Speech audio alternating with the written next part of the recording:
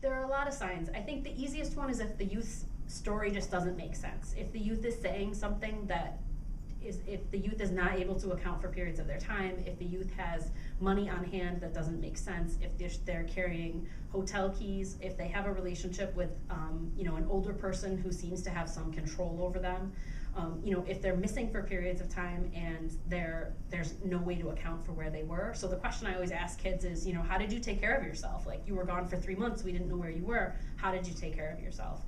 And a lot of times the answer that you'll get, even though the youth doesn't realize it, is that they were engaged in survival sex, and that was the way that they were taking care of themselves. So it's kind of just being aware of, those signs and indicators. Then some of the bigger things are, or some of the kind of more obvious things are if a youth is ending up someplace that they had no reasonable means to get to. So like, we have young people who sometimes will be arrested in Albany or New York City.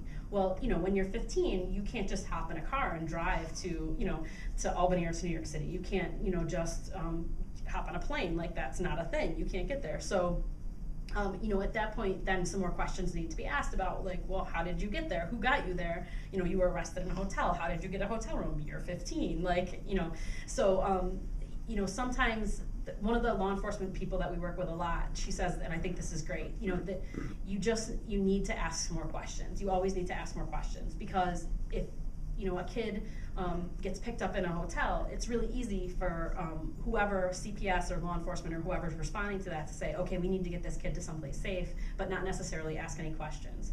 But like, how did you get to this hotel? Who rented this hotel room? What are you doing in a hotel? Those kinds of things are really important. It's really hard because all of the things that make youth vulnerable to be victims of human trafficking still remain even when they get out of the trafficking situation. So if a young person doesn't have resources to be able to keep stable housing, or to be able to get food, or to be able to get their emotional needs met, or they have a substance abuse problem, or they have a mental health issue, just because they're out of that trafficking situation doesn't mean that those issues go away, or that they now have the resources to address those in some other way.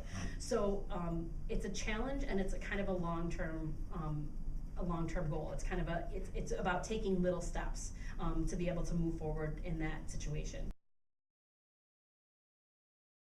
One of the biggest issues we have for young people is that we don't have housing options for them. We can get them things like 30 days in a shelter, and often young people will use that as an opportunity to kind of get some downtime and some rest and be safe, and maybe access some supports. But at the end of that 30 days, we very often don't have a place to offer them.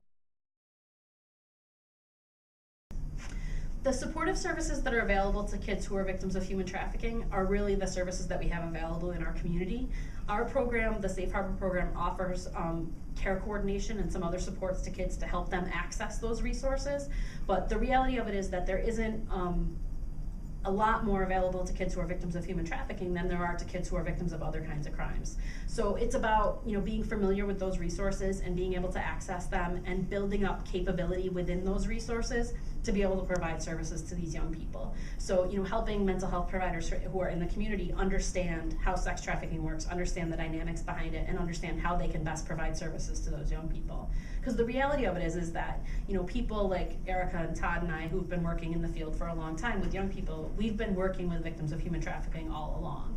But those kids weren't telling us that they were victims of human trafficking. And so just being able to, once that language is there and once you have that understanding, being able to provide those supports to that youth, whether you're a medical provider, a CPS worker, a therapist, whatever your role is what we're really trying to work on building up in the community.